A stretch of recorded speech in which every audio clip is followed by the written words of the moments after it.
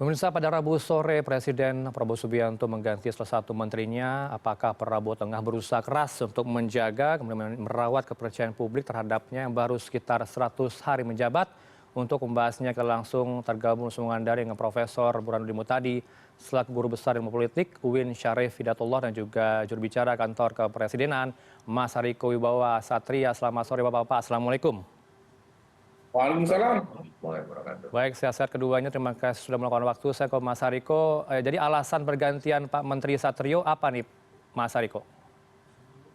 Ya, terima kasih Mas Ranov. Mohon izin kami sampaikan.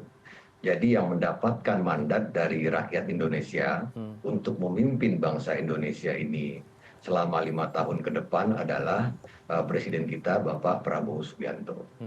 Para menteri dan seluruh anggota kabinet adalah pembantu presiden. Oke. Nah, Mas Ranov, para menteri dan seluruh anggota kabinet sekali lagi adalah pembantu presiden. Diangkat, dilantik oleh presiden kita, Bapak Prabowo Subianto, dan juga bisa diberhentikan oleh presiden. Jadi seluruh anggota kabinet harus siap dievaluasi setiap saat oleh presiden. Nah, presiden kita, Bapak Prabowo Subianto, memiliki informasi yang lebih dari cukup tentang kinerja anggota kabinetnya. Jadi seperti yang sama-sama kita ketahui, setiap hari presiden kita memanggil anggota kabinet pergantian untuk mengetahui progres pekerjaan masing-masing. Jadi pergantian di tengah jalan adalah hal yang wajar. Presiden ingin memaksimalkan kinerja kabinet agar bisa mencapai target-target yang diberikan oleh presiden. Nah, kita sudah sama-sama mengetahui presiden kita, Bapak Prabowo Subianto, tidak menetapkan waktu-waktu tertentu untuk mengevaluasi. Jadi kapanpun presiden bisa melakukan evaluasi. 4 bulan adalah waktu yang lebih dari cukup untuk melakukan evaluasi. Baik. Karena ketika menyeleksi calon menteri dulu, presiden kita, Bapak Prabowo Subianto, sudah mempertimbangkan CV dan rekam jejaknya. Namun dalam perjalanan tentu perlu dibuktikan apakah yang bersangkutan bisa bekerja sesuai dengan target dan arah yang diinginkan oleh presiden kita, Bapak Prabowo Subianto. Oke. Artinya Pak Satrio ini belum memenuhi target begitu ya. Apa tolak ukur yang dilakukan oleh Pak Satrio sehingga perlu dievaluasi? Kesalahan apa yang telah diperbuat selama 4 bulan ini, Mas Hariko? Ya, kami dari Kantor Komunikasi Kepresidenan tidak membuat pernyataan kalau beliau belum memenuhi target. Namun yang mengetahui hal tersebut adalah Presiden kita, Bapak Prabowo Subianto, karena Presiden sudah mempunyai informasi lebih dari cukup mengenai profil beliau dan tentunya kinerja anggota Kabinet Merah Putih lainnya. Ada hal-hal yang tentu hak prerogatif dari presiden kita Bapak Prabowo Subianto. Jadi kami tegaskan kami tidak punya wewenang dari Kantor Komunikasi Kepresidenan untuk menilai kinerja anggota Kabinet Merah Putih. Dan satu hal yang perlu kita garis bawahi adalah reshuffle kabinet itu hak prerogatif dari presiden kita Bapak Prabowo Subianto. Pak Satrio didemo oleh pegawainya karena melakukan sejumlah hal yang tidak menyenangkan, Mas Hariko. Apakah Pak Prabowo mempertimbangkan hal ini sehingga perlu dievaluasi? Ya, presiden kita banyak informasi tentang seluruh anggota Kabinet Merah Putih dan informasinya lebih dari cukup. Bukan hanya 1-2 orang ibu bapak kita anggota Kabinet Merah Putih yang beliau awasi, tetapi seluruhnya, karena sekali lagi presiden kita Bapak Prabowo Subianto ini mendapatkan kepercayaan yang sangat tinggi dari masyarakat. Presiden tidak ingin mengecewakan masyarakat. Untuk itu dalam setiap kesempatan presiden selalu bahkan tidak pernah lupa untuk menyampaikan mari kita bekerja keras untuk masyarakat, tidak ada yang kebal aturan, kita harus mewujudkan pemerintahan yang bersih, mari kita bersih-bersih sebelum masyarakat yang membersihkan kita dan berikan pelayanan yang terbaik untuk masyarakat Indonesia. Mas Hariko, saya ingin tahu nih respon Pak Prabowo seperti apa sih Mas Hariko dengan adanya kekecewaan dari pegawai Mendikbudristek terhadap Pak Satrio. Apa kemudian respon Pak Prabowo di istana dan juga Pak Gibran, Pak Wapres waktu itu? Ya, eh, Presiden kita selalu optimis dan selalu yakin dengan apa yang beliau lakukan saat ini bersama seluruh anggota Kabinet Merah Putih lainnya. Ada hal-hal yang menjadi tantangan, yang menjadi hambatan, itu hal yang biasa. Tapi sekali lagi, Oke.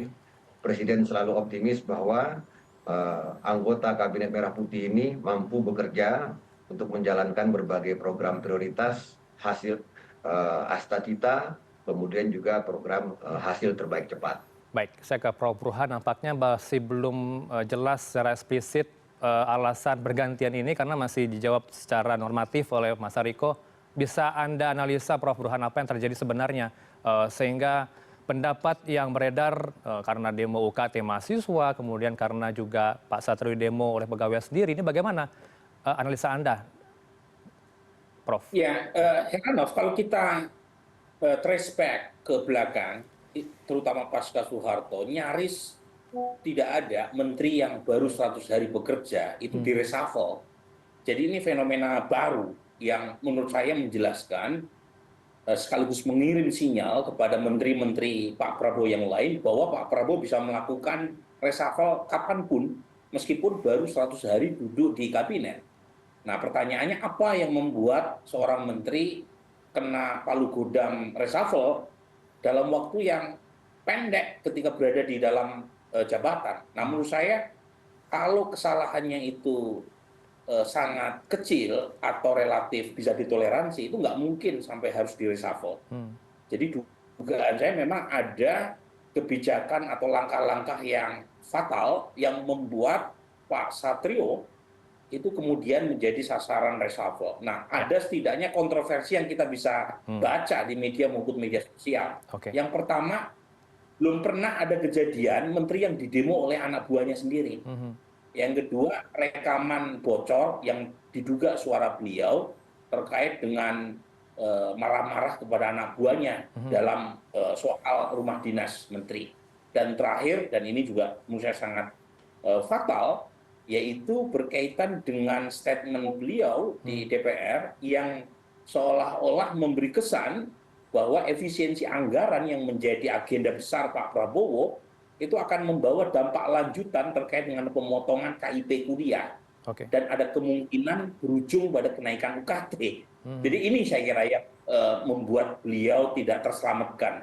Jadi faktor-faktor yang saya kira berat juga buat Pak Satrio kalau bertahan, karena resistensi dari internal sangat kuat. Karena demo-demo yang dilakukan anak buah membuat siapapun termasuk Pak Satrio itu sulit untuk bisa bekerja efektif kalau akseptabilitas di dalam serendah itu.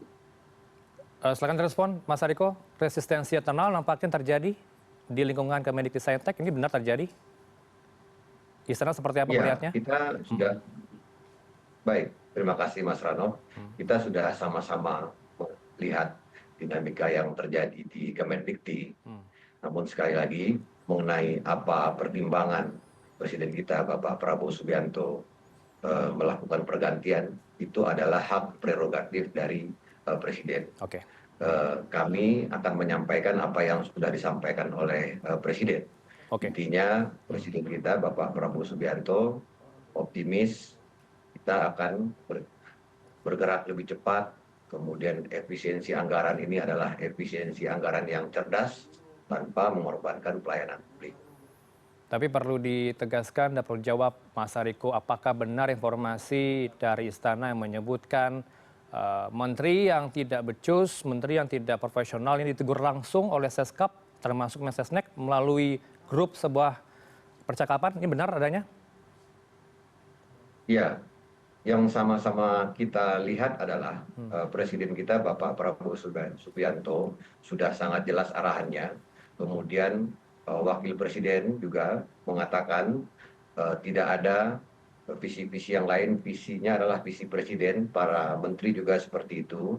Artinya Presiden kita punya cara kepemimpinan tersendiri dan terbukti sampai hari ini itu berjalan dengan sangat solid, bahkan di 2 bulan pertama kita sudah berhasil menghemat uang 3,6 triliun Oke. di bulan Oktober, November, dan Desember 2024. Oke. Jadi Kabinet Merah Putih kompak di 3 bulan pertama itu perjalanan dinas banyak yang dihapuskan, rapat-rapat tidak perlu banyak yang dihapuskan, sehingga bisa terlihat di 3 bulan pertama kita hemat 3,6 triliun dan ada puluhan Baik. kebijakan yang berpihak kepada masyarakat. Dan yang terakhir yang perlu kami sampaikan, harga gabah kering sekarang sudah 6.500. Oke.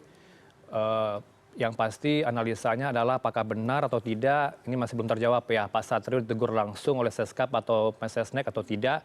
Tapi yang perlu Anda tegaskan juga, Mas Hariko, bagaimana kemudian Anda bisa menjelaskan Pak Satrio ini mengundurkan diri atau diminta mundur oleh Pak Prabowo langsung?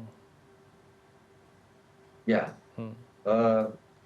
karena kita langsung wawancara, jadi tadi baru pelantikan, kemudian saat ini kita langsung Oke. wawancara, nanti akan dijelaskan lebih lanjut oleh pihak terkait mengenai informasi itu. Kami khawatir memberikan informasi yang tidak akurat, nanti merugikan masyarakat. Ya, silakan direspon Profesor Burhan untuk closing statement sekaligus dari Anda. Bagaimana kemudian nanti Kabinet Merah Putih tetap solid dan juga bekerja profesional, tidak ada ancaman reshuffle. Apa kemudian menjadi kriteria menteri yang ideal bagi kabinet ini, menurut Anda? Ya, ada 4 ya kriteria yang membuat seorang menteri masih bisa bertahan lama di kabinet. Pertama adalah technocratic performance. Oke. Jadi performa teknokratik. Yang kedua adalah good image, reputasi yang bagus di mata publik. Karena kalau misalnya hanya bersandar pada kinerja teknokratik tetapi tidak mampu mengkomunikasikan kepada publik secara baik, masyarakat juga tidak tahu achievement atau capaian-capaiannya. Oke. Yang ketiga, ya suka tidak suka karena menteri adalah political appointee, ya harus punya cantolan politik. Sebab kalau misalnya kinerja teknokratik buruk, kemudian reputasi juga tidak positif di mata publik, tetapi kalau backup politiknya kuat, bisa saja masih bertahan. Dan terakhir, tidak tersangkut kasus hukum. Oke. Jadi 4 itu saya kira. Tetapi kalau misalnya dari 4, 3 diantaranya sudah terkena, artinya tidak positif dari 4 kriteria tadi, ya kemungkinan makin cepat masuk dalam daftar list reshuffle berikutnya. Ya. Nah memang tantangannya Heranov itu buat Pak Presiden. Karena kalau misalnya reshuffle terlalu sering, itu juga tidak positif image di mata publik. Karena seolah-olah bukan menterinya yang salah. Kalau misalnya reshuffle terlalu dilakukan terlalu sering. Nah, karenanya perlu hati-hati dalam melakukan reshuffle dan jangan lupa gitu ya, ketika menteri baru datang kan butuh tune in, butuh adaptasi. Jadi tidak bisa langsung flying start dan karenanya reshuffle ini betul-betul harus didasarkan pada kriteria yang tegas dan jelas. Ya, bisa diterima ya Mas Hariko, singkat saja respon Anda dari Prof. Burhan ini. Iya, kami berterima kasih kepada Prof. Burhan Muhtadi masukannya, kemudian juga kepada CNN, kepada gerakan mahasiswa, kepada para pemuda yang terus mengawasi kinerja pemerintahan Prabowo Gibran. Jadi kritik dan saran dari teman-teman media, kemudian yang terhormat para guru besar, itu sangat-sangat penting karena itulah yang akan membuat bangsa kita semakin maju. Terima kasih, Mas Rano. Baik, terima kasih untuk waktu berdua. Kita harapkan Kabinet Merah Putih akan solid, kompak, dan juga bekerja profesional. Jauh dari reshuffle lagi ya, karena tadi rawan untuk dari kalangan profesional untuk di reshuffle, karena kita punya backup partai politik. Terima kasih untuk waktu Anda berdua. Ada Profesor Burhanuddin Muhtadi, Guru Besar Ilmu Politik UIN Syarif Hidayatullah, dan juga Mas Hariko Wibawasatria, juru bicara di kantor Kepresidenan Jakarta. Selamat sore, Assalamualaikum. Salam. Terima kasih, Terima kasih, Prof.